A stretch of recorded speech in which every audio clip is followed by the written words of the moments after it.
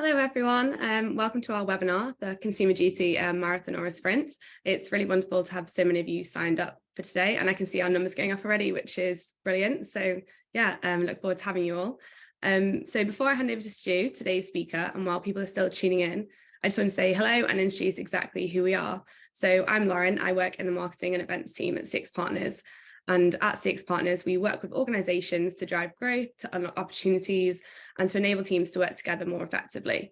We do this through our research programs, user-centered design, and by embedding a culture of customer centricity within organizations. So today's session will be delivered by Stu Charlton, who leads our financial services team to solve knotty systemic problems for our FS clients. He'll be diving into how you can look ahead and make the next phase of the consumer duty easier and more rewarding. There'll be time at the end for questions, but please do add them to the Q&A or chat throughout the webinar, and we'll run through as many as possible at the end. We're also always looking to hear from our network and gain lots of insight from you all. So you should all have my email address from various comms about this webinar. So please do get in touch with feedback on today's content and what you'd like to see from us next. So Stu, I'll hand over to you now, if that's okay. Great. Thanks so much, Lauren, and thanks to everyone for coming. So 31st of July looms large, doesn't it? But it is a deadline and not a finish line. And rather than complying with the consumer duty, the FCA wants firms to permanently embed it. And I've heard that some people aren't apparently worried. I read that 8 out of 10 advisors think that the consumer duty is just a rebrand of treating customers fairly. But for many other people, maybe the year since the package was finalised has felt a bit more like this. And loads of progress has been made, and we've seen it in the firms that we work with. And we've heard about it from speaking with others, but still it's stressful because no one wants to fall short and change is just difficult. So if you're feeling the deadline heat, and if you're feeling stressed and weary already, our condolences. I hope this session will feel upbeat and give you a bit of energy. I think part of the challenge though, is that the consumer duty heralds a slightly different approach to regulation because it's more principles based and outcomes focused. So it's been hard for firms to adjust to that. And in part, I think that's because traditionally, regulatory obligations and commercial objectives are managed in silos, and teams are set different objectives to protect and to grow the business. So naturally, they pull in opposite directions, and this creates tension, and teams feel at odds. And I've heard lots of stories from people who have spent months developing a new service or a new journey and felt confident that customers would love it, only for the compliance team to reject it. And it's not like that everywhere. I'm not here to demonize everyone. And the frustrations go in both directions. And they are inevitable because competing objectives just put teams at odds. But the point is that these tensions can be unhealthy and make businesses unproductive. And it doesn't have to be like that. But these are the internal forces at play inside your firm. And the point of joining a webinar is to step back from the everyday and get a different perspective. So let's do that. I want to highlight other forces at play because to me, they spell opportunity. When we look from outside the business, there are forces pushing these teams back together. On the left, we have, of course, the FCA. And on the right, we have commercial strategists. There are lots we could choose from, but I'm going to use Google as my example. And what are they pushing towards? Well, the FCA wants firms to put their customers' needs first. I'm not cherry picking from the guidance here, it's front and center on the FCA's landing page. Google, meanwhile, thinks you should be more customer centric. And that's just another way of saying put your customer needs first. Google thinks you'll reap reward, and you should take that claim seriously because Google's fortunes are linked to yours. It wants you to thrive because then you'll spend more with them on ads. So the business case for customer centricity is growing all the time. These on the screen are the findings from some European research we led for Google across multiple sectors. And it shows that customer-centered firms grow faster, change quicker, and have more satisfied employees. You can download the white paper about that from our site. It highlights some firms already reaping those benefits. Octopus Energy were one of the top performers in the study, and here's how their founder accounts for their success. He says that feeling that their daily work is contributing to something bigger than just a paycheck is the thing that helps deliver really outstanding customer results across the boards. And it's my hope that the next time we run that survey for Google, we'll be able to showcase a financial services firm as an exemplar. So what I see is that what the FCA is asking for seems almost identical to the idea of customer centricity. And within firms that respond to these cues and focus on customer needs, as they do at Octopus Energy, both sides of the business can meet their objectives. Can you imagine what a company like that would feel like to work for? And how much you'd get done? And then the question becomes, how far can we go? And I probably sound a little bit idealistic because I'm in a luxury position here. I'm a consultant and I'm not accountable for regulatory risk. But I stand by my statement because I work at the intersection of these two domains. And it's not true in 100% of cases, but our work routinely both reduces risk and increases reward. So it seems cut and dried to me, and I see good reason to be upbeat. So if we zoom out, what might the future look like beyond July? It's good to have a vision to work towards. And this is what the FCA wants, to drive a fundamental shift in industry mindset. The new duty should drive a change in culture at firms, and it expects firms to step up and put consumers at the heart of what they do. And it seems really important to go back to this statement of intent right now because we're approaching a transition point. Consumer duty work streams have been driving towards the deadline, but now ownership is going to need to shift and be distributed across the business by people in lots of different roles. And the consumer duty can't be just a compliance concern.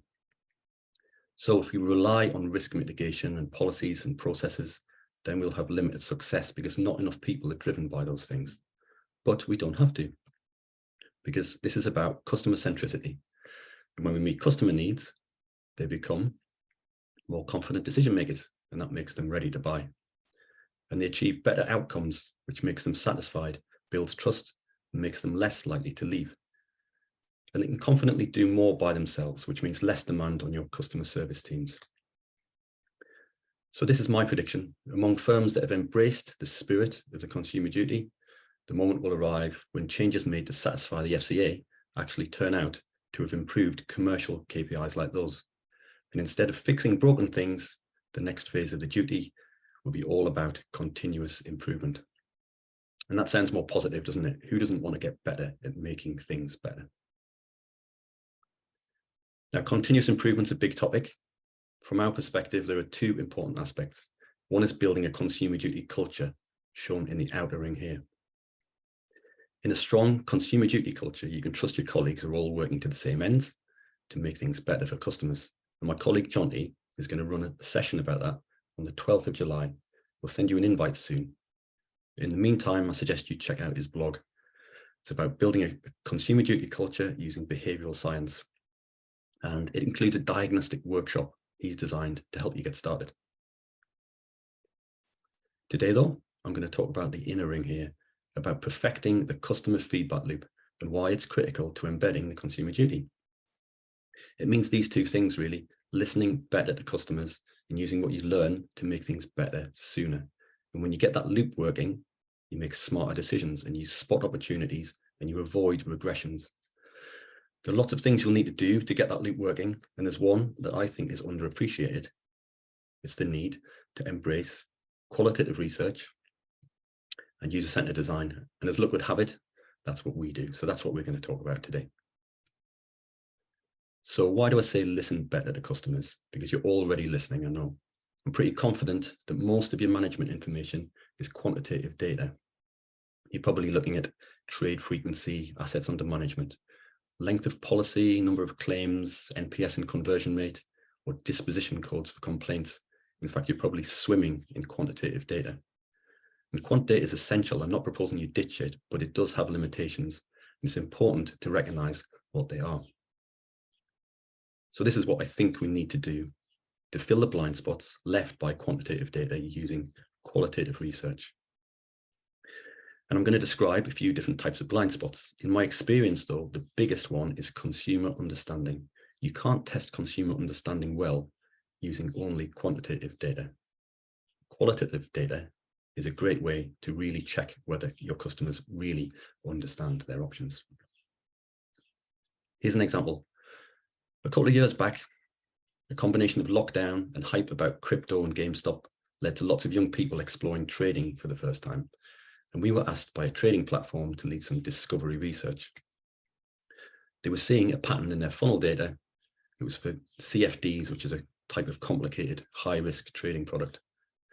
And lots of people were dropping out during their onboarding journey, and they asked us to find the usability bugs that they assumed were the problem.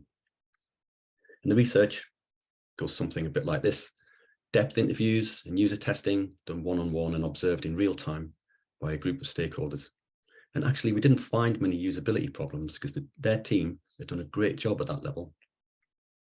But we found a much bigger problem, and that's that their customers didn't understand what CFDs were or know how to trade them. And the dropouts were being caused by confusion at a product level. And that really surprised the product manager. He was a bright, empathetic guy, and it took him a while still to make sense of what he was seeing. This is what he posted in Slack while we were watching. I understand that CFDs are a bit different from what stock trading offers, but I don't understand why it's so complicated for the user to get familiar with it. Same 2 buttons, same graph, same list of markets. And it's a good example of the curse of knowledge. That's something I've mentioned before in other webinars. Essentially, it means it's just really hard for us to appreciate that other people don't know what we know, and we all do it.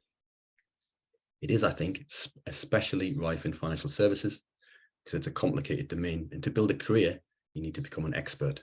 And the more successful you become, the more expert you get. And the gap grows. Your assumptions about customers are based on what you remember from your own experience, but that was years ago. And this isn't just an issue with complex products like CFDs. Everyday essential products feel complex too to a lot of people. Here's an example from car insurance, which is mandatory, required by millions of people, and they need to do it yearly, so it should be somewhat familiar. But here's a quote from some research we ran for a comparison website. It's from somebody choosing cover levels and add-ons for car insurance. She said, "This is not my world. I press no for all of these. I didn't know what they were, to be honest. It means nothing to me." And she was a relatively new driver, but the confusion she described was common in that round of research. We could have picked lots of examples. Financial services are just complicated, so this is likely happening now in some of your customer journeys. And without qualitative research, it will likely go undetected. And this is why it matters, the consumer understanding outcome. Consumers can only be expected to take responsibility where firms' communications enable them to understand their products and services, their features and risks, and the implications of any decisions they must make. And yet, in my experience, poor consumer understanding is a huge blind spot for firms. We hear it so much in our research, I think it might be the industry's biggest problem. And if we could only cure the curse of knowledge by helping decision makers to see the world through their customers' eyes, we'd reduce a lot of harm.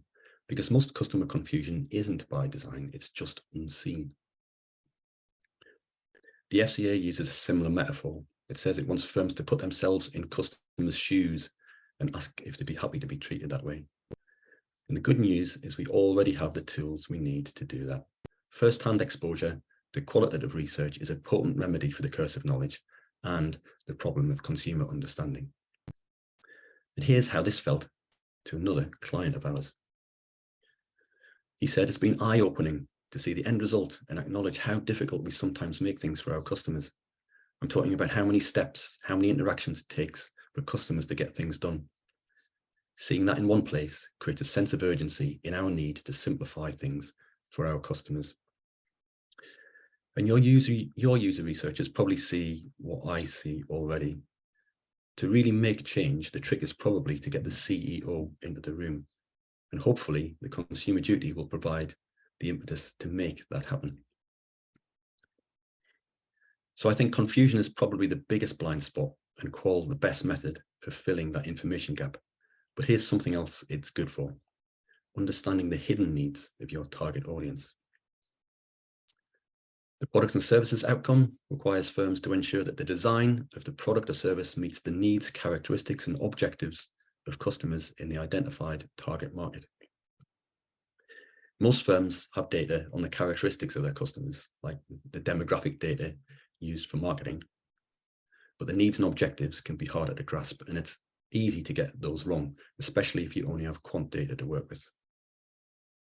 A little while ago, a European startup asked us to help them design online tools to help expert customers choose investments.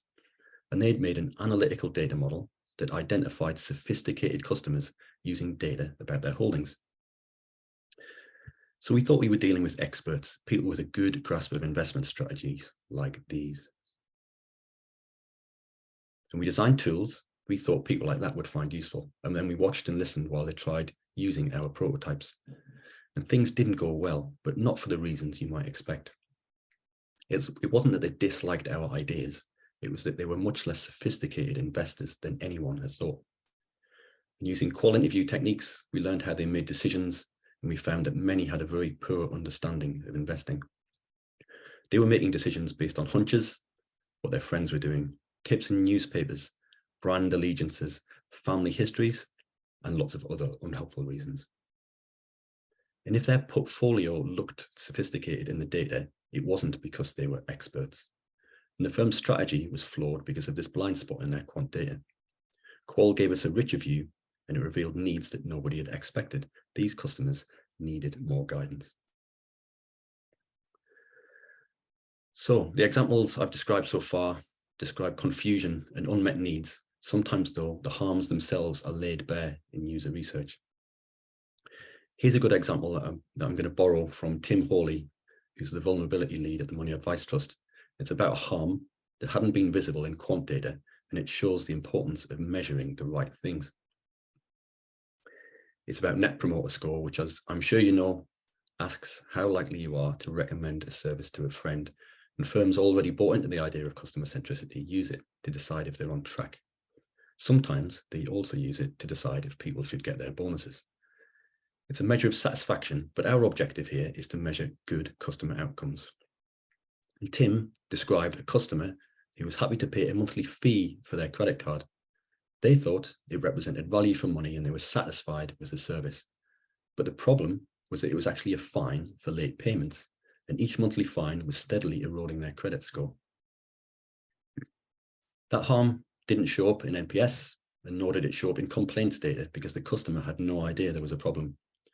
But qual research is an effective way to spot unseen problems like this, and that's how this example emerged. So these are some of the benefits of integrating qualitative research into your design and delivery process, using methods designed to test for comprehension and flushing out unseen risks. And I think to become truly customer-centered and embed the consumer duty, I think that's what firms need to do.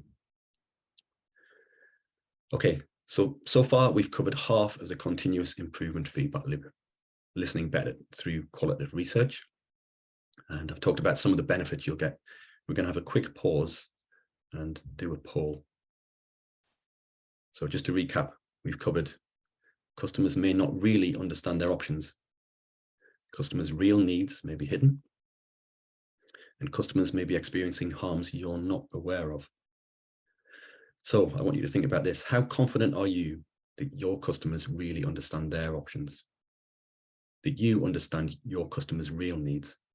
And that you're aware of any harm that your firm is causing? I think Lauren is going to pop up those questions now into a poll that hopefully you can see on your screen. The 3 questions are there. So the first one, how confident are you that your customers really understand their options? If you're not very confident, go for 1. If you're very confident, go for 5. Or if it's somewhere in the middle, it's a 2, a 3, or a 4. And same for the next question. How confident are you that you understand your customers' real needs? 1 if you're not very confident, 5 if you are, 2, 3, or 4 if it's somewhere in the middle. And the last one, how aware are you of the harm that your firm may be causing? 1 if you're not confident, 5 if you're very confident, or somewhere in the middle. Thank you for answering those. We're going to come back to the answers at the end of the session. So next, we're going to talk about improving outcomes sooner using user-centered design. And to highlight why that's needed, let's take a look at another type of feedback loop. This one's called shooting in the dark, and it shows firms busy pushing out changes without really knowing if they're the right ones, or whether they'll improve outcomes or accidentally introduce new harms. And worse, they may never really find out, and that might not wash with the FCA supervisor. It's an open loop And firms that are shooting in the dark like that are likely wasting their effort.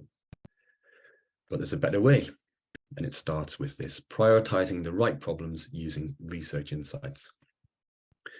Now, there have been so many words said about the Consumer Duty, and so much time has passed since it was announced, it's easy to forget why we're doing this. So let's go back to the consultation paper from 2021. This is chapter 1, why we are consulting.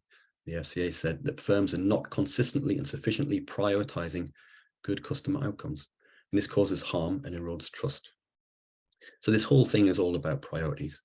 And the problem is that every firm has thousands of competing ones. Often, cost reduction and potential revenue are the biggest drivers. If you've done a Consumer Duty audit in the past 12 months to look for issues, then you might have a lot of outcomes-based items in your backlog. And maybe you prioritize the emergency fixes because the deadlines come in and you need to show the FCA that you're taking this seriously. But how confident are you that they will improve outcomes? And more importantly, what happens next?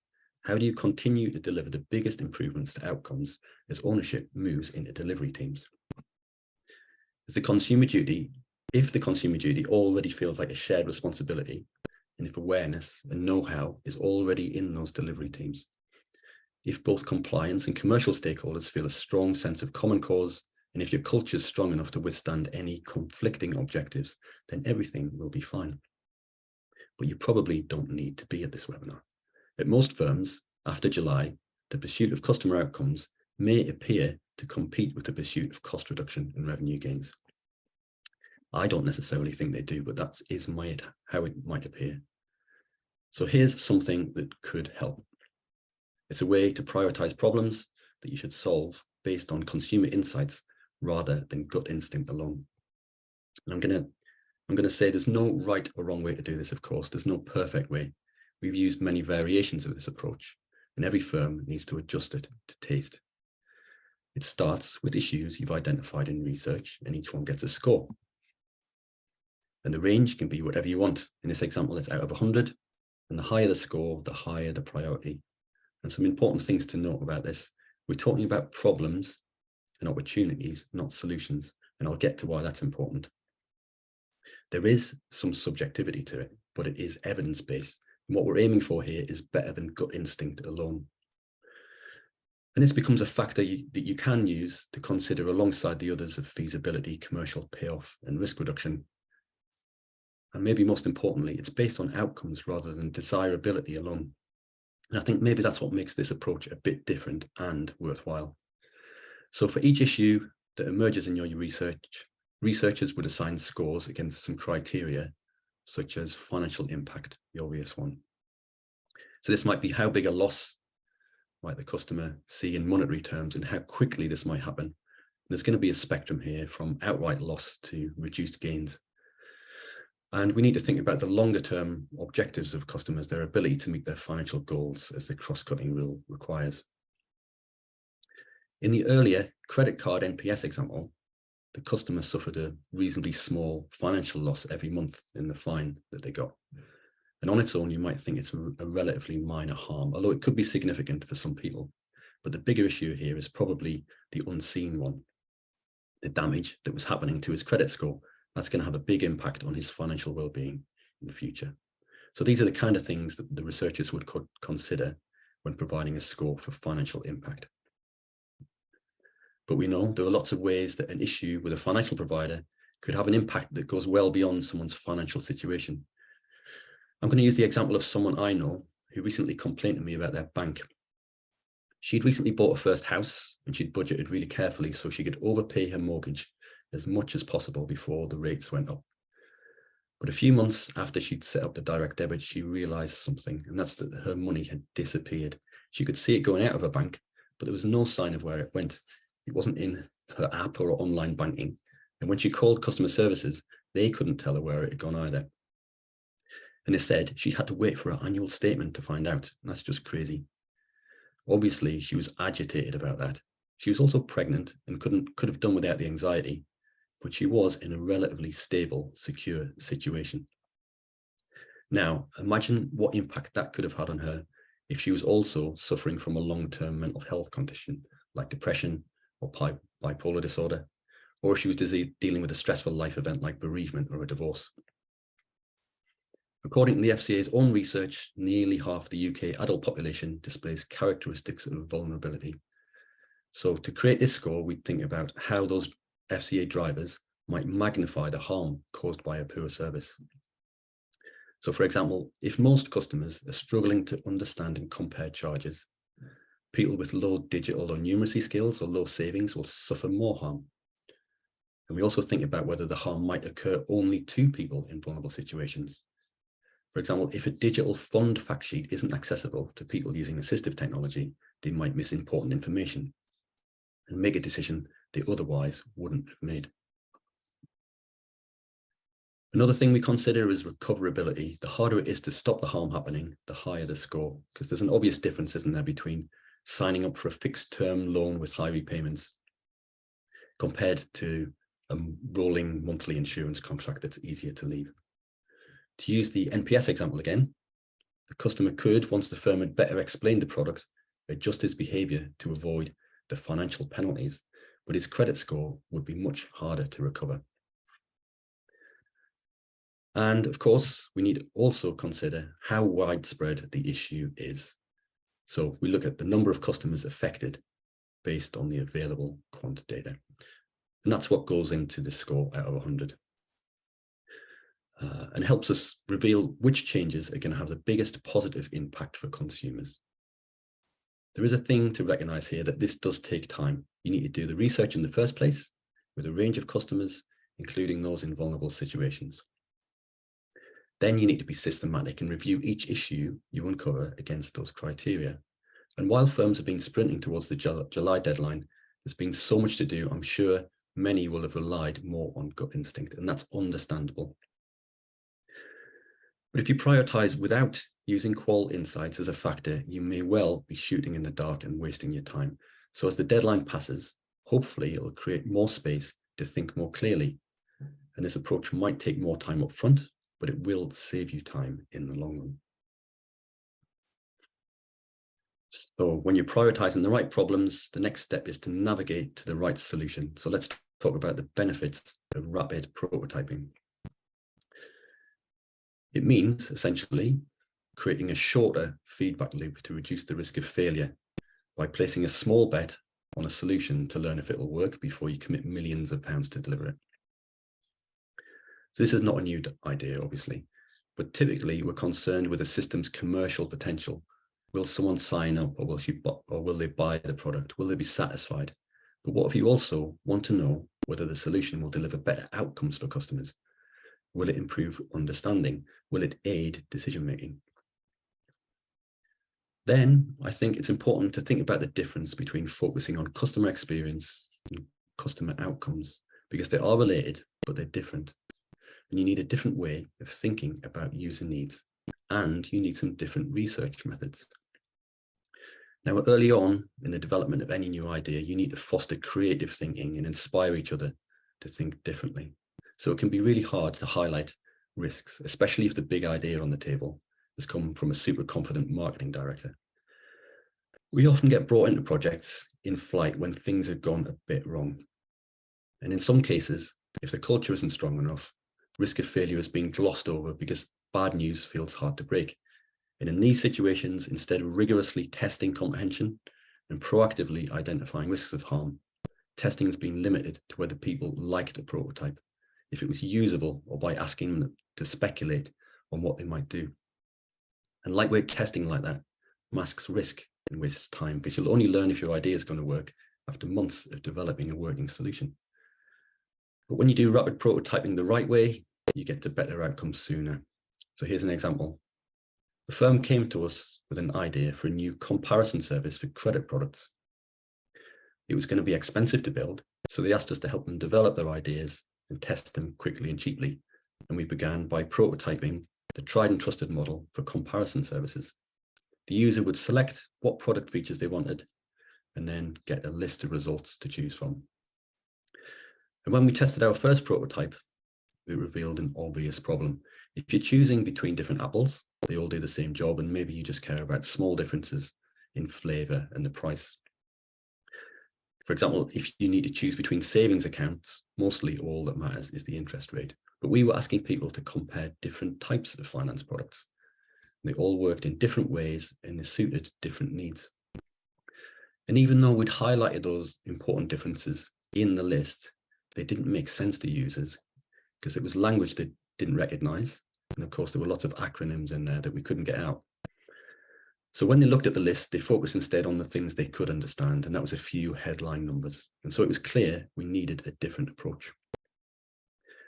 Now, the obvious solution to poor understanding is education. And we could have started the journey by explaining what each type of product was and the pros and cons of each before them asking to pick the one that suited them. We tried this approach before, though, in different situations. Sometimes just giving more information doesn't help. It can be counterproductive, especially when people are already overwhelmed. And if you give all the information up front, it relies on them to remember it when they get to the decision point. So we decided instead we'd first ask users about their needs and the outcomes that they wanted, and then we'd narrow in on the type of product that would best suit them. And we tried to improve understanding gradually through that journey. There were natural doubts about whether it would work because while the firm genuinely wanted to help people make good decisions, it meant a longer journey, and people increasingly expect to buy things with one click. And it also felt like high stakes to the product director. She needed to feel really confident in the solution that she'd take to Exco.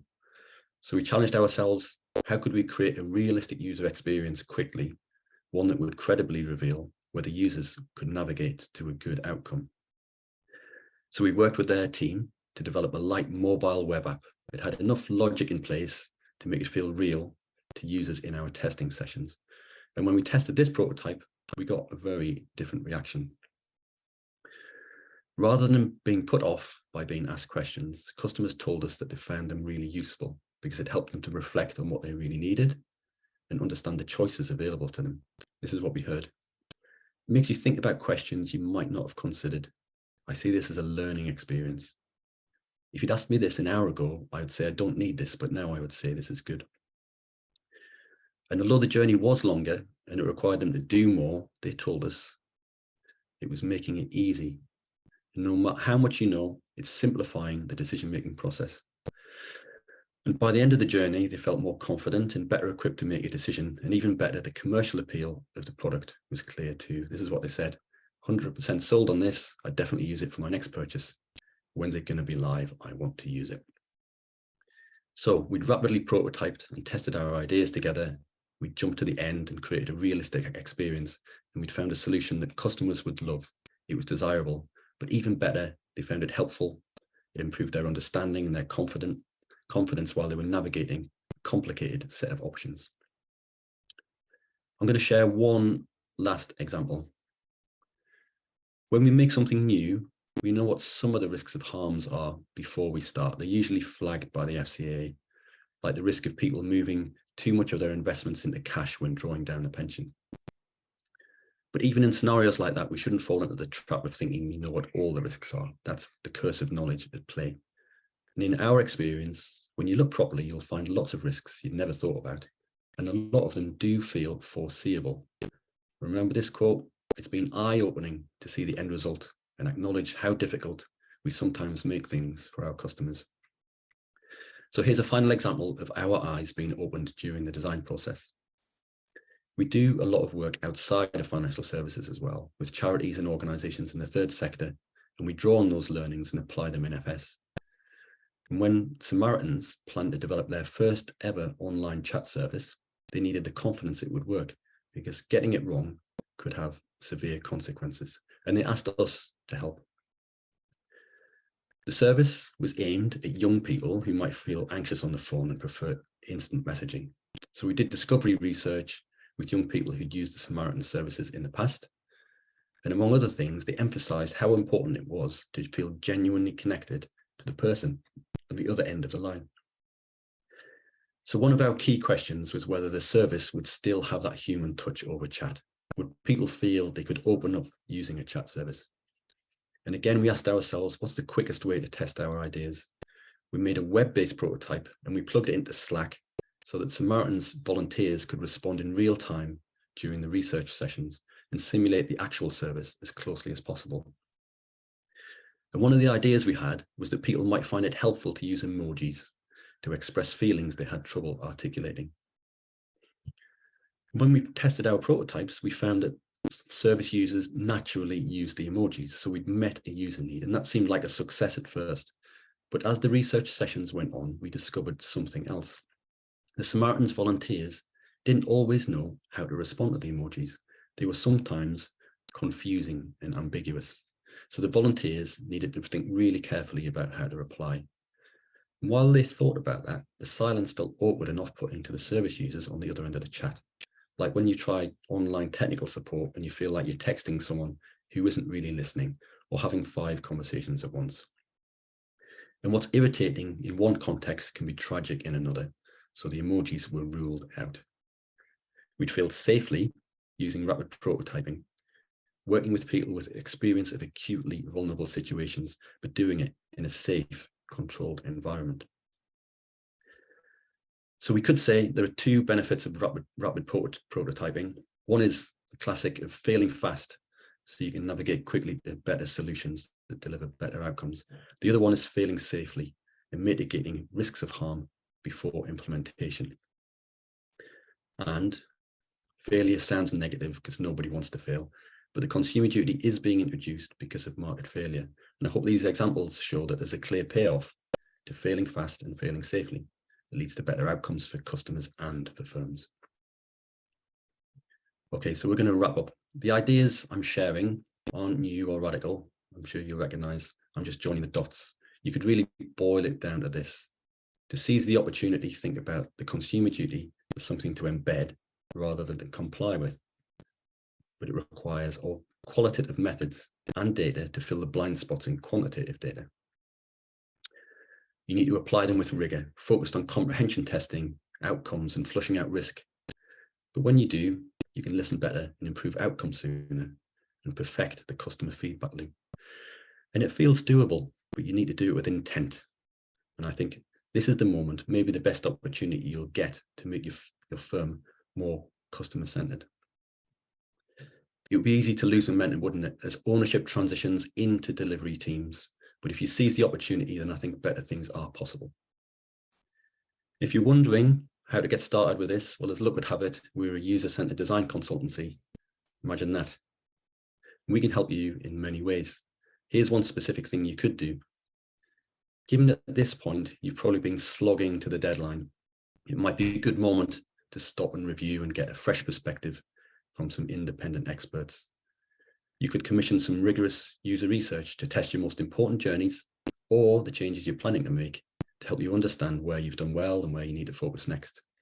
An independent review and the evidence you'd get from that research might help you feel clearer and more confident about your position when the supervisor calls. And that's what we did for general insurers responding to IDD a couple of years ago.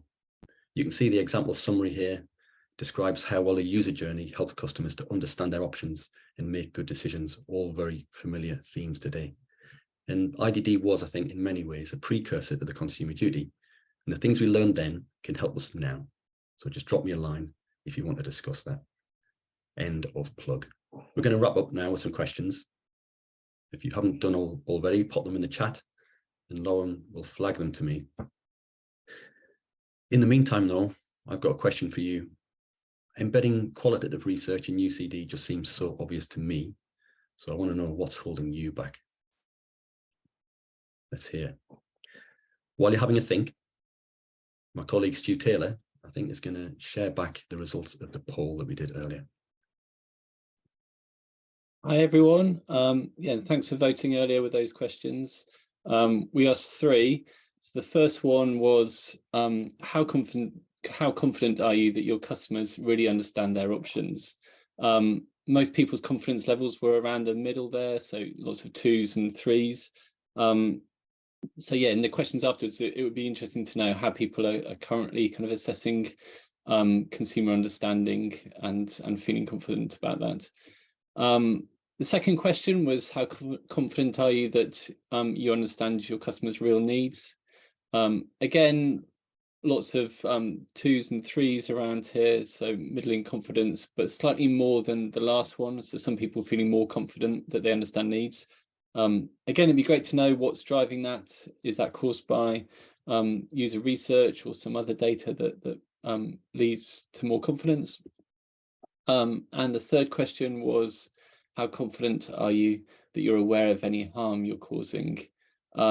Again, a bit of a spread here, but compared to the other questions, much less confidence. So yeah, 1s and 2s around here. And so it'd be, again, interesting to know, based on what you've seen today, particularly around qualitative research, would anything make you feel more confident in that area? Okay, thanks very much. I'll hand back to you, Stu. Great. Thank you, Stu, and thanks to everyone for contributing to the poll there. I guess a good spread of answers, as you might expect. Lauren, have we had any sort of questions in the chat? Yeah, we've had a few come through so far. And just to kind of say, please, yeah, keep them coming, pop them into the box and we'll run through them. So the first one we've got is, how do you test for comprehension? You said that you need to use the right methods, but what methods are you talking about?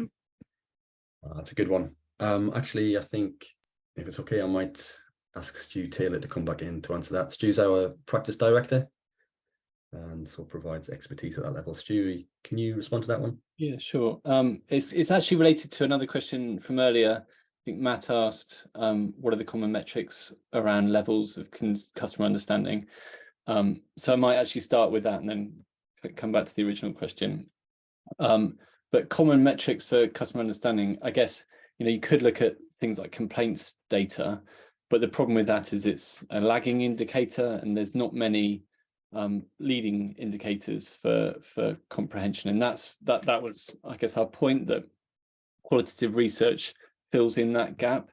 And just to kind of explain how we did that on a recent project, we were looking at a kind of an application process, and we ran users through that journey, and then we asked them questions at certain points in the journey to assess their comprehension.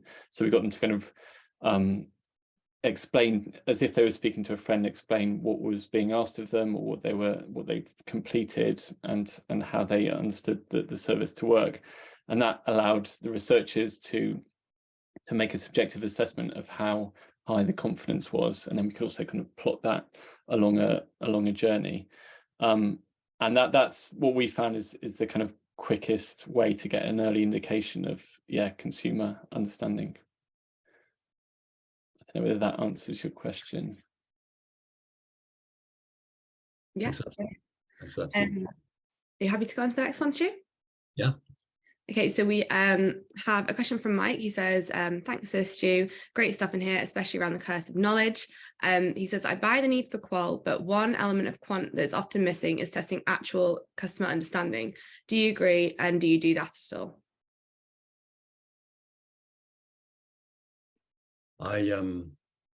Stu, I think this is another one for you. Yeah, I mean, I guess it's a similar question, really. How do you test customer understanding? And as I said, we try and test early through user research. And again, there's a few different methods there. One is, as I described, that as they go through a journey, we ask questions and we get them to kind of explain it as if to someone else. We might ask them to explain certain phrases or what a certain acronym means, or we might ask them more kind of exam style questions. So as an example, we might have a multiple choice question where we say, what's the difference between an arranged overdraft and an unarranged overdraft? And so we can get early feedback there. And then you could even run that as a wider survey to kind of check understanding. But it does feel, agreed, it's normally missed out and not as much of a focus. Well, thanks, Stu.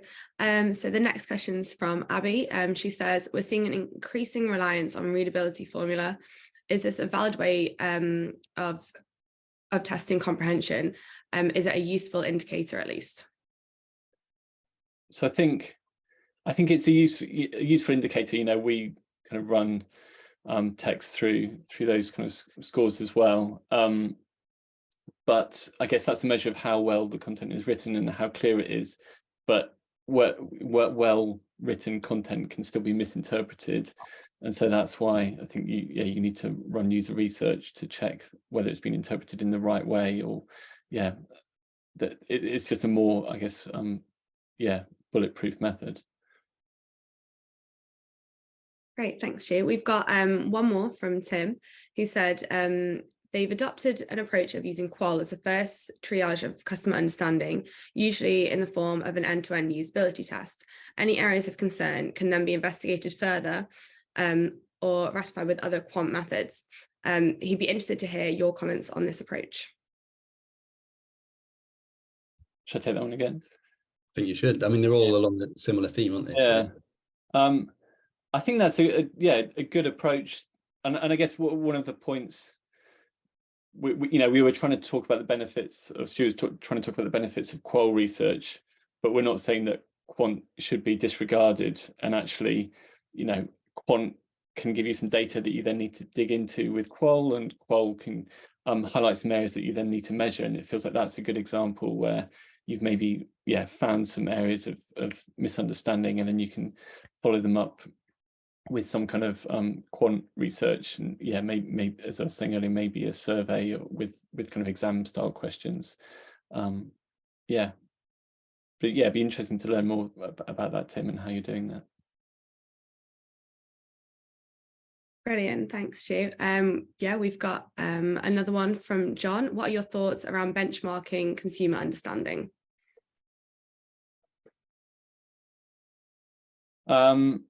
I think it's probably a good idea. As I was saying before, for the application process project, we created a map with points looking at the level of comprehension. And again, it's a subjective measure, so it's not it's not as scientific as other methods, but that was a useful benchmark that we could then rerun the same test, ask the same questions, and then map it again. So it's great. I think it's great if you can show an improvement or not, and just check how you're tracking against that benchmark. Okay, brilliant. That's all the questions we've got at the moment. If anyone kind of has any more, please do pop them in. But if not, I'll hand back over to you, Stu. Thank you, Lauren. Thank you, Stu, for answering all of my questions. That was great. Much appreciated. I guess I'm still wondering, what is holding you back, and maybe that's tricky to put in a chat on a webinar. So if anybody be open to grabbing a conversation afterwards, I'd love to hear it candidly from your perspective. So just drop me a line. Okay, well, let's wrap things up then. I just want to say that we've talked a lot about embedding qual research in UCD and how that contributes to help building a healthy customer-centered culture. But adding, new design roles, research roles, those activities themselves still aren't enough, because being customer-centered means people in all roles working together in pursuit of customers' best interests. And that's why culture is a critical part of the puzzle. And that's going to be the focus of our next webinar. It's not for a few weeks yet. It's on the 12th of July. And it's going to be led by John T, who's the behavioral science lead at our parent company, Soprasteria. He's got lots of interesting things to say. Lauren will be sharing the link to his blog, which I mentioned. And that's going to be about building a consumer duty culture using behavioral science. Look forward to seeing you there. Well, we've got a couple more questions in the chat, do we, Lauren, or is that? I think that's it, isn't it? Okay. Well, thanks again for everybody for coming. It's great to see so many of you here, and thanks to everyone for contributing to the poll and sharing with us your questions. We look forward to seeing you next time.